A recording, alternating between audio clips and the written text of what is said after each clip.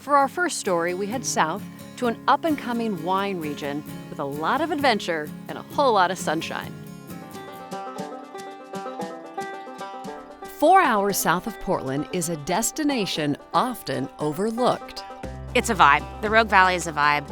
We have 200 days of sunshine here, which is why we love it here, why people love to visit here. It's a Mediterranean-like climate, so we're gonna get, cool mornings like we have this morning, and then we're gonna have nice warm days, clear nights, and just great climate to get outside. Medford, Oregon is the hub of the Rogue Valley. There's theater, hiking, fishing, rafting, and surrounding it all is a world-class wine region. We're about a third of the way through harvest. We visited in the middle of harvest to see how these winemakers create such a high-quality product. Our first stop was at Bel Fiore with winemaker Rob Folan. The vineyard is on a hillside outside of Ashland. They have a popular tasting room and make a huge variety of wines. But the work to make wines like this really begins years before a single glass is even poured. Proper varietal picks and where you're putting them is super important.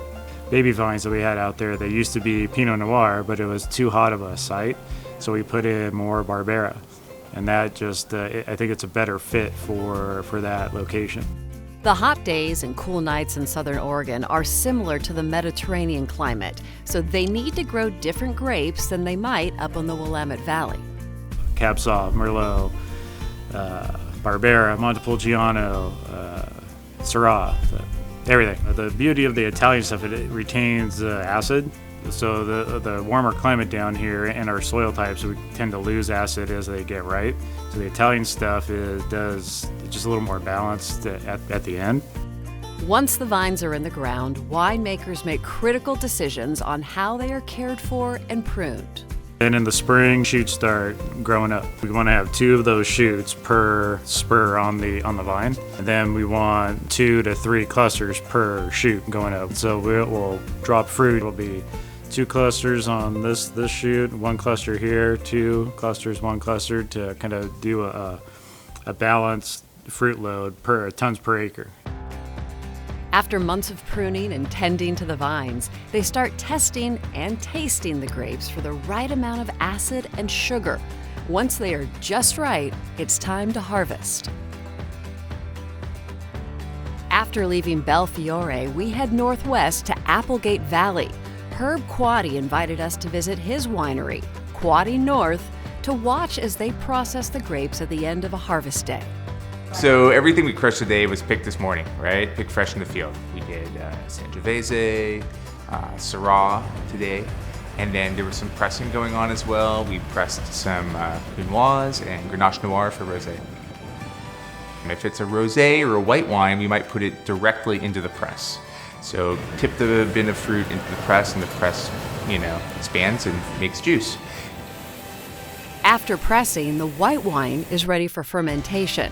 For red wine, they want contact with the skin, so the fruit is run through the destemmer, then put straight into bins for fermentation.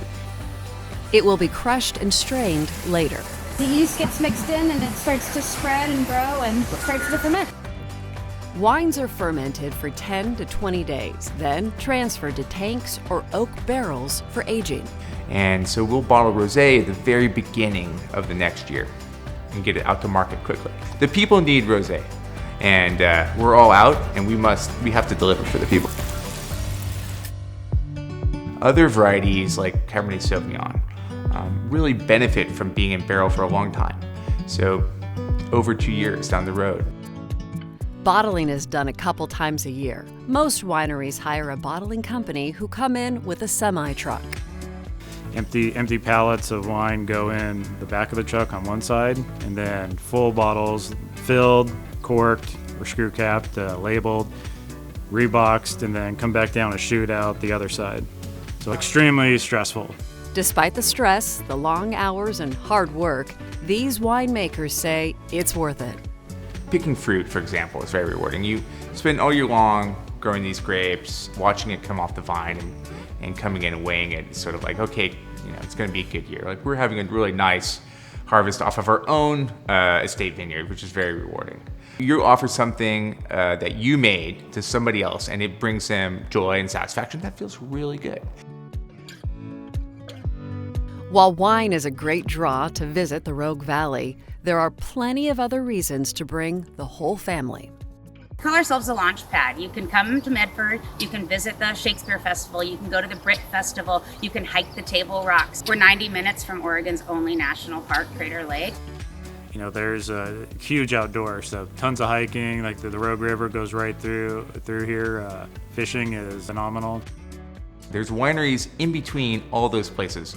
The little town of Jacksonville, which is historic and quaint and just charming as all get out, is surrounded by wineries and vineyards, plus several tasting rooms within the South.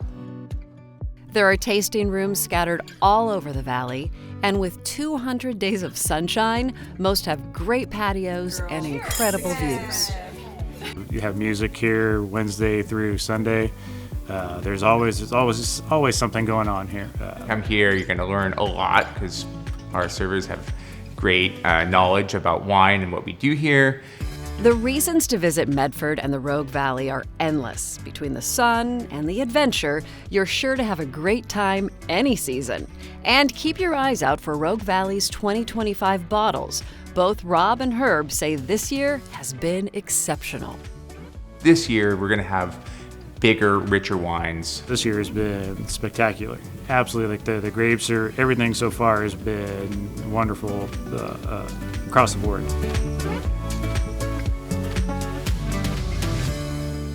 The wineries in the Rogue Valley are gorgeous and a whole lot of fun. If you would like to try a bottle for yourself, just look for Rogue Valley or Applegate Valley on the label.